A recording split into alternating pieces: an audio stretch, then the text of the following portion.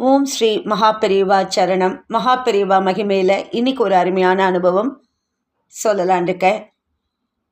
மகாபெரிவாளின் பரிபூர்ண அருளை பெற்ற பல்லாயிரக்கணக்கான பக்தர்களில் நரம்பியல் அறுவை சிகிச்சை நிபுணர் டாக்டர் எஸ் கல்யாணராமனும் ஒருவர். நரம்பியல் தொடர்பான மருத்துவத்துறையில் இவருக்கென்று தனி இடம் உண்டு. எத்தனையோ விருதுகளை பெற்று குவித்தவர். பெரியவாளின் அத்தியந்த பக்தரான இவருக்கு தனிப்பட்ட அனுபவங்கள் ஏராளம் உண்டு. பூர்வ ஜென்மங்களில் டாக்டர் கல்யாணராமன் செய்த புண்ணியத்தின் விளைவாகவும் பெற்றோரின் ஆசியினாலும் மகாபெரிவாளை அடிக்கடி தரிசிக்க வாய்ப்பு ஏற்பட்டது. பிரதோஷ மாமா என்கிற பிரதோஷம் வெங்கட்ராமையர் மகாபெரிவாளின் அத்தியந்தமான பக்தர் என்பதை நாம் எல்லோரும் அறிவோம். இவருக்கு பெரியவாளிடம் இருந்த பக்தியை விவரிப்பதற்கு வார்த்தைகளே இல்லை. ஒவ்வொரு பிரதோஷ தினத்தின் போதும் மகாபெரிவா தரிசனத்துக்கு சென்று விடுவார். மகான் எங்கே இருந்தாலும் தேடி போய் தரிசனம் செய்வார். அப்படிப்பட்ட ஒரு பக்தி இவருக்கு. ரயில்வேயில் பணிபுரிந்தவர் பிரதோஷ மாமா. எனவே சென்னை எழும்பூரில் ரயில்வே குடியிருப்பில் வசித்து வந்தார். அப்போது அவரது இல்லம் அருகே வசித்து வந்தவர்தான் டாக்டர் கல்யாணராமன். மகாபெரிவாளுடன் ஏராளமான அனுபவங்கள் கல்யாணராமனுக்கு கிடைப்பதற்கு காரணம் பிரதோஷ மாமாதான். பெரியவாளை தரிசிக்க துவங்கிய பின்தான் தன் வாழ்க்கையில் எத்தனையோ நல்ல மாற்றங்கள் நிகழ்ந்துள்ளதாக இவரே குறிப்பிட்டிருக்கிறார். பெரியவாளுடனான பல தரிசனங்களுக்கு பிறகுதான் பக்தியை பற்றி தன்னால் தெரிந்து கொள்ள முடிந்தது என்பார் கல்யாணராமன். சென்னையில் மகாபெரிவா பீடாதிபதியானதை கொண்டாடும் வகையில் ஒரு விழாவை சிறப்பாக எடுத்து நடத்தினார் பிரதோஷ மாமா. ஹோமம், பாராயணம், அன்னதானம், ஊர்வலம் என்று பலரும் பரவசப்படும்படி விமர்சையாக நடத்தினார். இதற்கான ஊர்வலத்துக்கு ஒரு ரதம் ஏற்பாடு செய்யப்பட்டது. அந்த ரதத்தில் அலங்கரிக்கப்பட்ட மகாபெரிவாளின் திரு உருவப்படம் பிரதானமாக வைக்கப்பட்டது. ரதம் முழுக்க வண்ண வண்ண பூக்களால் அலங்காரம் செய்யப்பட்டு இருந்தது. எழும்பூரில் பிரதோஷ மாமா வசிக்கின்ற இல்லத்தில் இருந்து இந்த ஊர்வலம் புறப்பட்டு புரசைவாக்கம் கங்காதீஸ்வரர் கோவில் வரை சென்று திரும்பி வருவதாக ஏற்பாடு. மேளதாளம், வான வேடிக்கை, வேத பாராயணம், திருமுறை பாராயணம் என்று இந்த ஊர்வலம் திரளான பக்தர்களோடு புறப்பட்டது. பெரியவா ரதத்தோடு வந்த பக்தர்கள் எழுப்பிய ஜெய ஜெய சங்கர, ஹரஹர சங்கர கோஷம் விண்ணையே முட்டியது. ஊர்வலம் என்றால் அதற்கு யானை, குதிரை போன்றவை அழகு. அதுவும் ஆன்மீகம் சார்ந்து நடக்கின்ற ஊர்வலங்களில் இவற்றை நாம் அதிகம் பார்த்திருக்கிறோம். அதுபோல் இந்த மகாபெரிவா ரத யாத்திரையிலும் யானை, குதிரை இடம்பெற வேண்டும் என்று ஆசைப்பட்டார் பெரியவா பக்தரான முக்கூர் ஸ்ரீனிவாச்சாரியர்.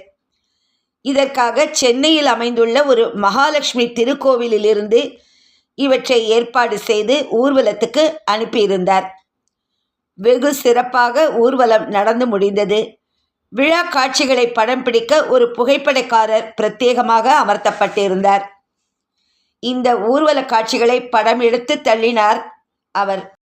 பொதுவாக பெரியவா தொடர்பான ஏதேனும் வைபவம் பூர்த்தியான பின் அடுத்த நாள் இந்த பிரசாதத்தை கொண்டு போய் பெரியவாளிடம் சமர்ப்பிப்பார் பிரதோஷ மாமா. அதன்படி அடுத்த நாள் பிரசாதங்களை கொண்டு போய் பெரியவாளிடம் சேர்த்து நமஸ்கரித்தார் பிரதோஷ மாமா. அவற்றை ஏற்றுக்கொண்டு ஆசிர்வதித்தார் மகான். இதை அடுத்த ஒரு சில நாட்கள் கழித்து இந்த வைபவத்தில் எடுக்கப்பட்ட புகைப்படங்கள் ஒரு ஆல்பத்தில் போட்டு பிரதோஷ மாமாவிடம் கொண்டு வந்து சேர்ப்பித்தார் புகைப்படக்காரர். ஆல்பத்தை புரட்டி பார்த்த பிரதோஷ மாமா பெரிதும் மகிழ்ந்து இந்த ஆல்பத்தை உடனடியாக பெரியவாளிடம் கொண்டு போய் காண்பிக்க வேண்டும் என்று ஆசைப்பட்டார். யாரிடம் கொடுத்து அனுப்பலாம் என்று யோசித்த பிரதோஷ மாமாவுக்கு டாக்டர் கல்யாணராமன் நினைவுக்கு வந்தார். உடனே அவரை வரவழைத்து ஆல்பத்தை கொடுத்தார். பெரியவாளிடம் இதை காண்பித்துவிட்டு வருமாறு கல்யாணராமனிடம் சொன்னார் பிரதோஷ மாமா. ஆல்பத்தை கையில் வாங்கிய கல்யாணராமனுக்கு சந்தோஷமான சந்தோஷம். காரணம், மகா பெரியவாளின் பக்கத்தில் செல்வதற்கும் அந்த மகானுடன் சம்பாஷணை நிகழ்த்துவதற்கும் தனக்கு ஒரு வாய்ப்பு கிடைத்திருக்கிறதே என்கிற பூரிப்புதான்.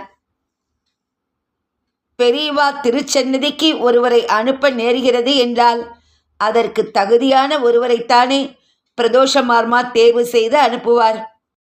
பிறர்க்கரிய பொக்கிஷமான அந்த ஆல்பத்தை எடுத்துக்கொண்டு பெரியவா திருச்சந்நிதிக்கு புறப்பட்டார் கல்யாணராமன். பிரதோஷ மாமாவிடமிருந்து வருகிறார். சென்னையில் நடந்த விழா ஆல்பத்தை பெரியவாளிடம் காண்பிப்பதற்கு வருகிறார் என்ற காரணத்தால் நேராக மகானிடம் அழைத்து செல்லப்பட்டார் டாக்டர் கல்யாணராமன். பெரியவா தரிசனத்துக்கு திரளான பக்தர்கள் காத்து கொண்டிருந்தனர். மகானின் பார்வை தங்கள் பக்கம் திரும்பாதா என்று ஏங்கி காத்து கொண்டிருந்தார்கள். பிரதோஷ மாமாவிடமிருந்து டாக்டர் கல்யாணராமன் மூலமாக புகைப்பட ஆல்பம் வந்துள்ளது என்கிற தகவல் தொண்டர்கள் மூலமாக பெரியவாளுக்கு தெரிவிக்கப்பட்டது. புன்னகையுடன் கல்யாணராமனை அருகே அழைத்து அவரிடம் இருந்த ஆல்பத்தை வாங்கி கொண்டார் மகான். அதில் இருக்கின்ற புகைப்படங்களை ஒவ்வொரு பக்கமாக புரட்டி பார்த்தார் பெரியவா. பார்த்து முடித்ததும் ஆல்பத்தை திரும்ப கொடுத்தார் கல்யாணராமனிடம். அதை பெற்றுக்கொண்ட டாக்டர் சென்னை திரும்புவதற்கு உத்தரவு கேட்டார்.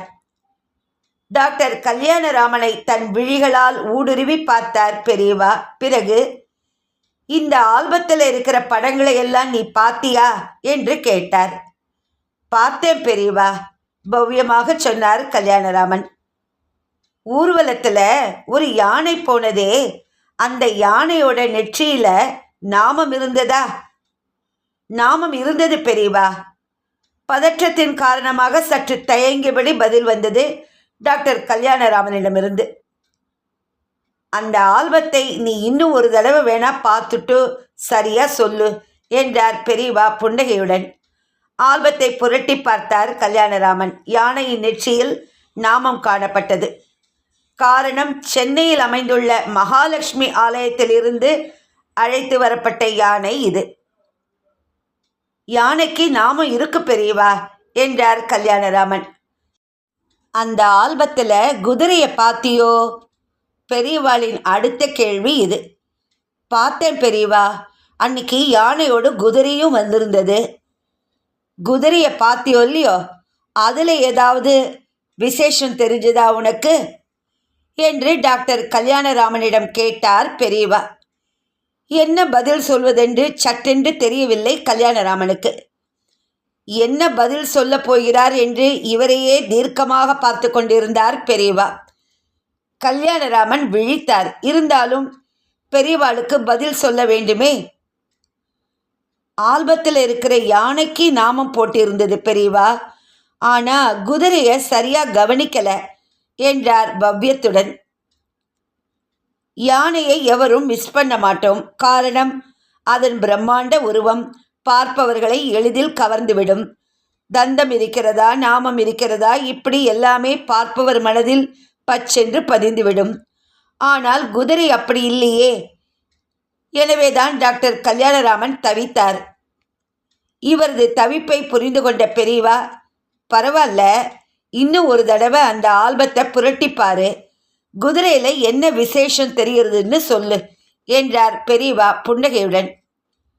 பலருடன் கூடியிருந்த அந்த சபையில் தனக்கு இப்படி ஒரு அங்கீகாரத்தை பெரியவா தந்திருக்கிறாரே என்கிற நெகிழ்வு கல்யாணராமனுக்கு. இந்த முறை ஆல்பத்தை பார்த்து குதிரையில் என்ன விசேஷம் என்று பெரியவாளிடம் சொல்லிவிட வேண்டும் என்று தீர்மானித்து கொண்டார். ஆல்பத்தை புரட்டினார். குதிரை இருக்கிற படம் வந்தது. நன்றாக உற்று கவனித்தார். கண்டுபிடித்தே விட்டார் கல்யாணராமன். என்ன ஆச்சரியம்! யானையைப் போலவே குதிரைக்கும் நாமம் போடப்பட்டிருந்தது. முகம் கொள்ளா சந்தோஷத்துடன், பெரியவா, இதில் குதிரைக்கும் நாமம் போட்டு விட்டிருக்கா? இதான் விசேஷம் பெரியவா என்றார் கல்யாணராமன். பெரிதாக சிரித்தார் பெரியவா. ஆமாம், குதிரைக்கும் நாமம் போட்டிருக்கா. இந்த ஆல்பத்தை மெனக்கட்டு மெட்ராஸ்லேருந்து எடுத்துன்னு வந்திருக்கியே, நீ இதை கவனிச்சியோன்னு கேட்டேன் என்றார். அப்போதுதான் ஒரு விஷயத்தை புரிந்து கொண்டார் கல்யாணராமன். ஏதேனும் ஒரு இடத்தையோ பொருளையோ ஒரு முறை கவனிக்க நேர்ந்தால் அதில் உற்று நோக்க வேண்டிய சமாச்சாரம் எத்தனையோ இருக்கிறது என்று. உண்மைதானே? கல்யாணராமன் கொண்டு வந்த ஆல்பத்தை மகா பெரியவா வேக வேகமாக அப்படியே புரட்டித்தான் பார்த்தார். ஒரு சில நிமிடங்களில் திரும்ப கொடுத்து விட்டார். ஆனால் சொற்பமான அந்த ஒரு சில நிமிடங்களில் ஒவ்வொரு படத்திலும் இருக்கின்ற விஷயத்தை அத்தனை ஊன்றி கவனித்திருக்கிறார் பெரியவா. ஒன்றை ஆழமாக உற்று நோக்கும் திறன் அனைவருக்கும் இருக்க வேண்டும் என்பதற்கு பெரியவாளே ஒரு உதாரணமாக இருக்கிறார் என்பது புரிந்து பிரமித்தார் கல்யாணராமன்.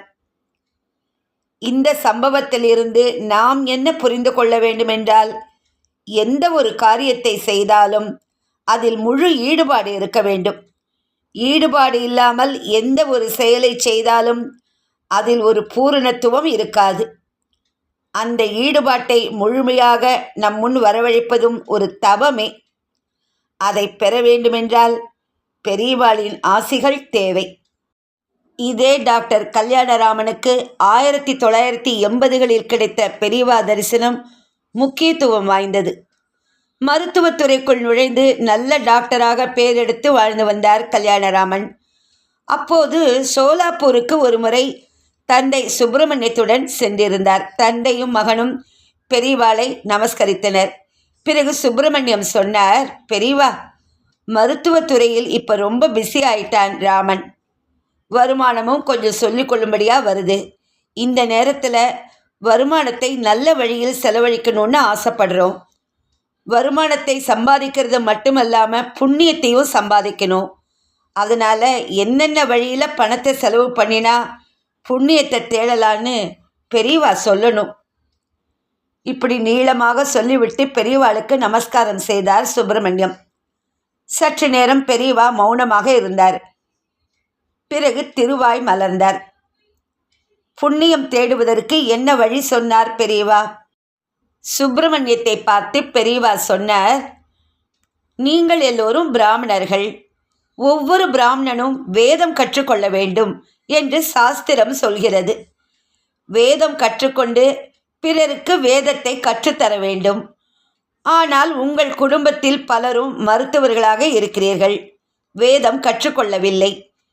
இனியும் நீங்கள் எல்லோரும் வேதம் கற்றுக்கொள்ள முடியாது. ரொம்பவும் காலதாமதம் ஆகிவிட்டது. பரவாயில்லை, உங்களால் வேதம் படிக்க முடியவில்லை என்றாலும் நீங்கள் செய்ய வேண்டியது ஒன்று இருக்கிறது. அதாவது வேத பாடசாலைகளையும் வேதம் படித்த பண்டிதர்களையும் ஆதரிக்க வேண்டும். இந்த நற்காரியங்களுக்கு உங்களால் எவ்வளவு பணம் தர முடியுமோ அந்த அளவுக்கு கொடுத்து ஆதரியுங்கள். அப்படி செய்தீர்கள் என்றால் வேதம் படிக்காத உங்களுக்கு ஓரளவுக்கு நன்மை ஏற்படும். பணத்தை இப்படி செலவு செய்தால் புண்ணியம் ஏற்படும் என்பதை மிக கச்சிதமாக சொல்லி முடித்தார் பெரியவா. சுப்பிரமணியமும் அவரது மகன் டாக்டர் கல்யாணராமனும் சாஷ்டாங்கமாக விழுந்து நமஸ்கரித்தார்கள். பெரியவாளின் பரிபூரண ஆசைகளுடன் பிரசாதம் பெற்றுக்கொண்டு சோலாப்பூரிலிருந்து புறப்பட்டார்கள். மகான் தனக்கிட்ட உத்தரவை அப்படியே கடைப்பிடிக்க வேண்டும் என்று வேத கைங்கரியம் செய்ய விழைந்தார் டாக்டர் கல்யாணராமன். அதன்படி முதலாக திருமலை திருப்பதியில் இயங்கி வரும் ஸ்ரீ சங்கரமடத்தின் பாடசாலைக்கு மாதம் ஒரு தொகையை கொடுக்க ஆரம்பித்தார் டாக்டர் கல்யாணராமன்.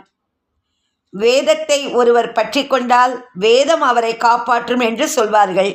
இதற்கு பொருள் வேதம் படித்தால் மட்டுமல்ல, கஷ்டப்பட்டு வேதம் படிக்கிறவர்களுக்கு, கஷ்டப்பட்டு வேத பாடசாலை நடத்துகிறவர்களுக்கு, கஷ்டப்படுகிற வேத பண்டிதர்களுக்கு ஒருவர் உதவினாலே போதும். வேதத்தை காப்பாற்றிய பலன் கிடைக்கும். இதன் மூலம் வேத மாதாவின் ஆசி பரிபூர்ணமாக கிடைத்து புண்ணியம் பெருகும். எப்போதும் வேதம் தொடர்பான சிந்தனையிலேயே இருப்பார் பெரியவா. பாடசாலைகள் இல்லாத ஊர்களில் அது ஏற்படுத்துவதற்கு உண்டான அறிவுரைகளை, ஆலோசனைகளை ஸ்ரீமடத்தின் முக்கியஸ்தர்களிடம் சொல்வார். பாரத தேசத்தின் ஒவ்வொரு இடத்திலும் பாடசாலைகள் அமைய வேண்டும் என்று ஆசைப்பட்டு அதை செயல்படுத்தியும் காண்பித்தவர் மகா பெரியவா. வேத மாதா இன்றைக்கு செழிப்புடன் உவகையுடன் காணப்படுகிறாள் என்றால் அதற்கு காரணம் இந்த மகான்தான். கல்யாணராமன் அவர்களுக்கு மகா பெரியவா சொன்னது போல புண்ணியம் தேடுறதுக்கு வழி சொன்னார் இல்லையா? பெரியவா சொன்னது போல நாமும் நம்மால் முடிந்தவரை கடைப்பிடிக்கலாம். ஏனென்றால் வாழ்க்கையில் இந்த பிறவி பூர்த்தியாவதற்கு புண்ணியம் தேடுவது தானே முக்கியம். என்ன வழியில் பணத்தை செலவு செய்தால் புண்ணியத்தை தேட முடியும்னு எல்லாருக்குமே ஒரு கேள்வி இருக்கும். புண்ணியம் தேடினால்தான் இனி அடுத்து பிறப்பு இல்லை என்கிற நிலையை அடைய முடியும். பாவங்களையே சேர்த்து கொண்டு போனால் அடுத்து பிறப்பு தான் மிஞ்சும். மீண்டும் மீண்டும் பிறந்து பாவ மூட்டையை சுமந்து கொண்டே இருக்க முடியுமா?